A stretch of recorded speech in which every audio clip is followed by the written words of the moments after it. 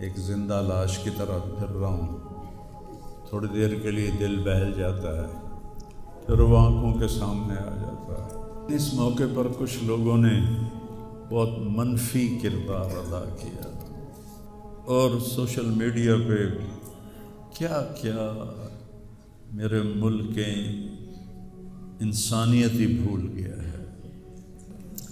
میرے بیٹے کی لاش میرے سامنے ہر وقت نظر آتی رہتی ہے، اور کوئی کہہ رہا ہے خواب جھوٹا بیان کیتا سوں، کوئی کہہ رہا ہے بیان کرنے والا کوئی جھوٹا ہے ہی، کوئی کہہ رہا ہے قرآن خوانی کیوں کیتی سوں، یہ تو حرام ہے، کوئی کہہ رہا ہے دعا کیوں کروائی سوں۔ سارا حلال حرام ایتھے ہی رہ گیا، اور صرف لائک لینے کے لیے جھوٹی خبریں، چند پیسے اکٹھے کرنے کے لیے بڑے ہو۔ دل ہی تو ہے نہ سنگ و خشت، درد سے بھرنا آئے کیوں، اور تم مجھے اور رلا رہے ہو۔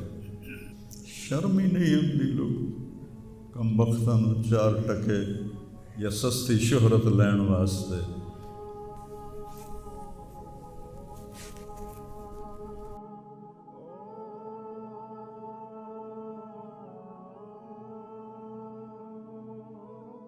شکر ہے بہت لوگوں نے تعزیت کی، لیکن اس موقع پر کچھ لوگوں نے بہت منفی کردار ادا کیا۔ میں ایک جوان بیٹے کی میت اٹھا رہا ہوں اور اس کو قبر میں اتار رہا ہوں، اور سوشل میڈیا پہ کیا کیا میرے ملک کے انسانیت ہی بھول گیا ہے۔ اسلام کو پتہ نہیں کیا بنا دیا ہے۔ اسلام تو آتا ہے جب نبی کی زندگی سامنے ہوتی ہے، تو کوئی خوابوں پہ تبصرے کر رہا ہے، اور کوئی میرے اوپر تنقید کر رہا ہے، کوئی میرے بیٹے کو کہہ رہا ہے مولوی کے بیٹے نے خودکشی کر لی، تو بتاؤ میرے اوپر کیا گزری ہوگی اس سے۔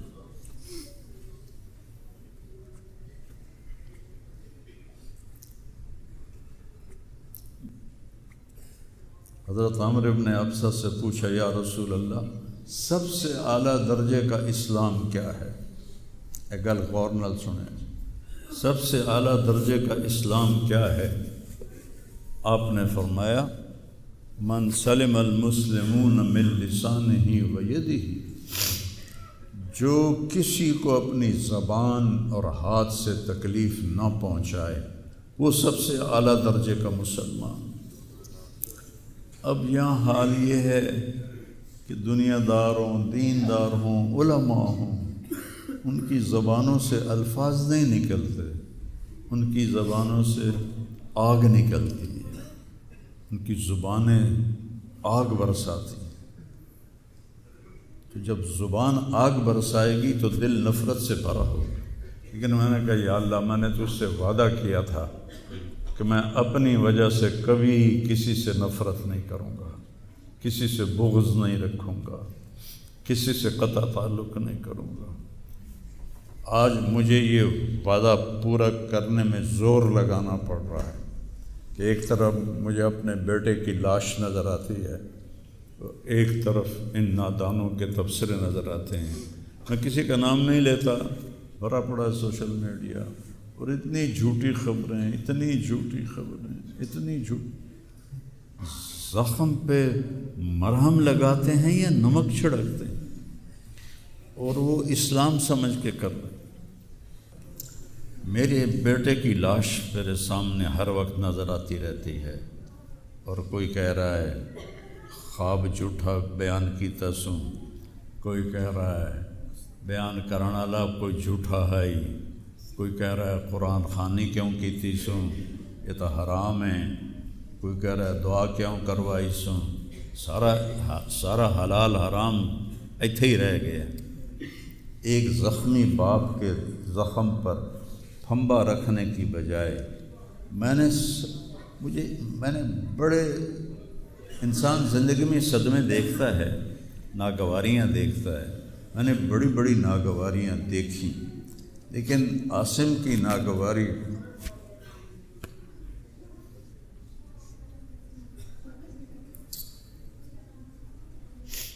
عاصم لا انساک ما ذر شارق وما ناہ عمر الحمام المطوقہ عاصم قلبی کل یوم ولیلۃ الیک بما تخفی النفوس معلقہ۔ یہ حضرت عبداللہ بن ابو بکر کے اشعار ہیں جو میں نے تھوڑی تبدیلی کے ساتھ آپ کو ذکر کیے ہیں کہ اے عاصم، جب تک سورج چمکتا رہے گا تیری یاد میرے اندر تازہ ہوتی رہے گی، میں تمہیں کبھی بھلا نہ پاؤں گا۔ اے عاصم، دن ہو یا رات ہو تیری یادوں سے میرا بسیرا ہو رہا ہے، میرا دل تجھ میں دن میں بھی اٹکا ہوا ہے، رات کو بھی اٹکا ہوا ہے۔ یہ اس وقت میری حالت ہے۔ تو میں اس کانپتے ہاتھ کو دیکھتا ہوں، پھر یہ شعر پڑھتا ہوں، ترکت اباک مرعشۃ یدا، تو نے کس حال میں باپ کو چھوڑا کہ اس کے ہاتھ کانپ رہے ہیں، وَأُمُّكَ لَا تُسِيغُ لَهَا شَرَابًا، اور تیری ماں کا سینہ اتنا گھٹ گیا ہے کہ اس کے اندر پانی بھی نہیں جا رہا، جو سب سے آسانی سے چلا جاتا ہے۔ یہ کیفیت ہو ماں باپ کی، اور کوئی مولانا اٹھ کے تبصرے کر رہا ہو، کوئی مفکر اٹھ کے تبصرے کر رہا ہو، بتاؤ میرے اوپر کیا گزری ہو۔ اس لیے میرے نبی نے فرمایا کہ زبان کو روکنا ساری شریعت کا خلاصہ ہے۔ دین بیان کرتے ہوئے جن کی زبانیں زہر بن جائیں اور شعلے برسائیں، ان کو بھگتنا پڑے گا آخرت میں۔ میں نے اپنا حصہ معاف کر دیا، میں کہ یا اللہ میں نہیں چاہتا میری توبہ کہ میری وجہ سے تیرے محبوب کے کسی امتی پر کوئی تکلیف آئے، میں نے سب معاف کر دیا۔ لیکن اللہ کا نظام تو چلتا ہے، اور صرف لائک لینے کے لیے جھوٹی خبریں، چند پیسے اکٹھے کرنے کے لیے، وہ یہ نہیں جانتے کہ ایک باپ کا زخمی جگر اور کتنے زخم گہرے ہو جائیں گے تمہارے چند پیسوں کے لالچ، اور کرنے کو کوئی باتیں ہیں نہیں۔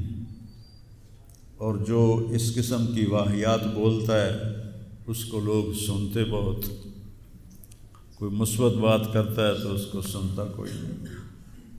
میں نے اپنا دکھ آپ کے ساتھ شیئر کیا ہے، اور آپ کو نصیحت کرتا ہوں اپنی زبان کی حفاظت کر۔ میرے نبی نے کبھی منبر پہ کھڑے ہو کر کسی کو برا بھلا نہیں کہا، عبداللہ بن ابی کو بھی برا بھلا نہیں کہا، مجلس میں بیٹھ کر کسی کو برا نہیں کہا، اور تو یہ کرتا ہے، مرتے دم تک آپ نے یہ کسی کو نہیں کہا۔ کسی کی کمی بھی دیکھی تو نظریں جھکا لی، اس کی کمی کو اچھالا نہیں۔ ہمارے ہاں، ہمارے خطیبوں کے ہاں یہ دین بن چکا ہے کہ ان کے سامنے میرے نبی کی سیرت نہیں ہے،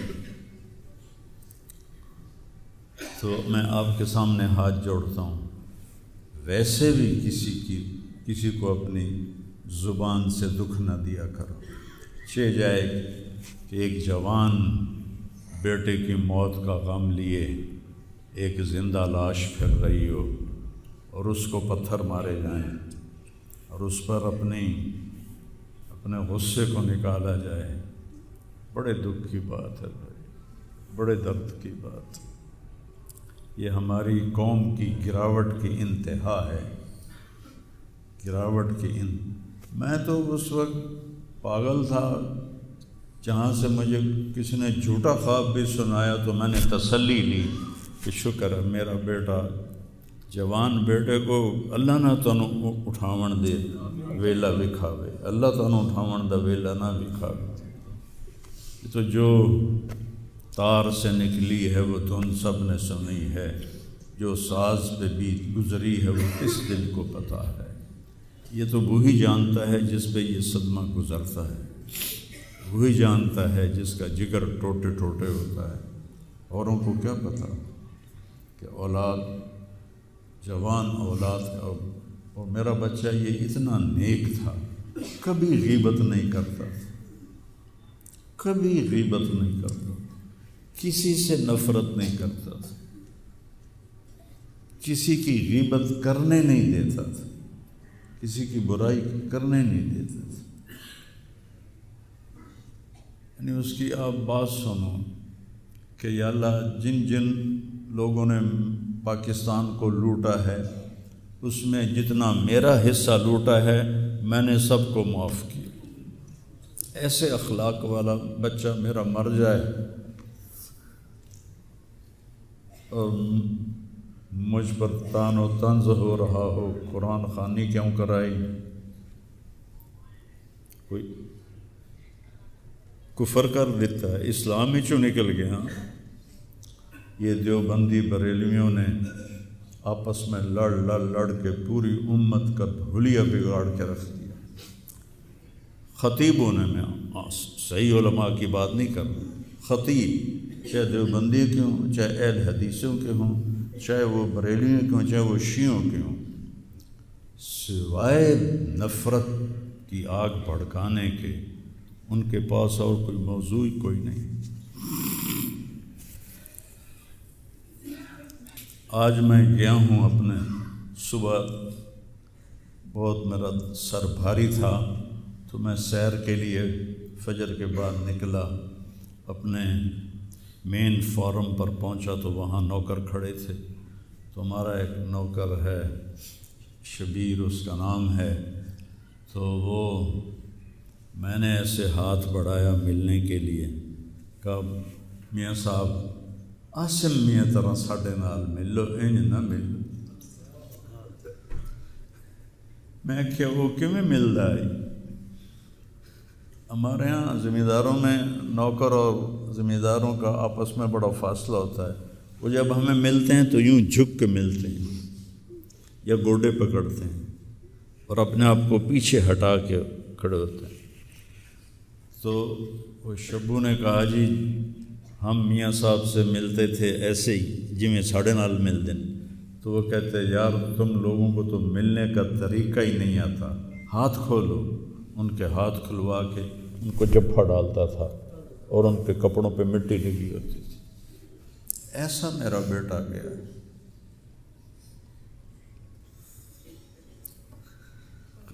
نوکر کے منہ سے نوالا نکال کے اپنے منہ میں ڈال کے کھا لیتا تھا۔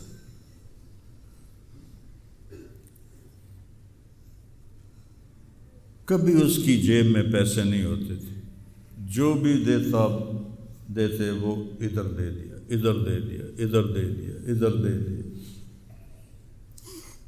نئی گاڑی میں کوئی غریب آدمی کو بٹھاتا نہیں ہے، وہ نئی فارچونے میں وہ پاگل کو بٹھاتا تھا۔ یہ بھی مذاق بنا دیا لڑکا، ہائے ہائے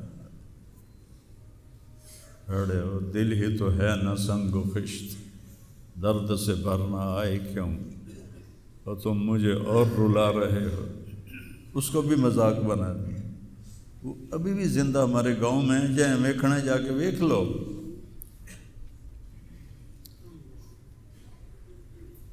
اور اس نے کہا کہ میرے رب نے میری بخشش کر دی اس ملنگ کی خدمت کی وجہ سے۔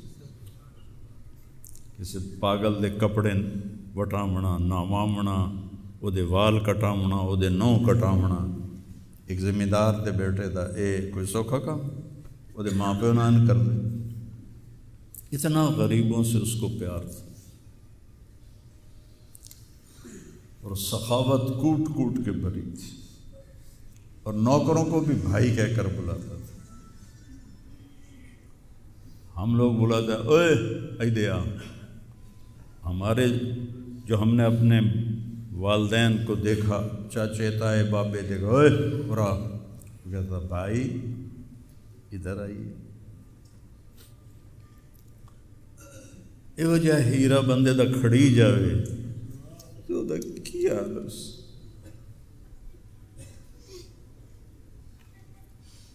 شرم ہی نہیں آتی لوگ کم بختاں نوں 4 ٹکے یا سستی شہرت لین واسطے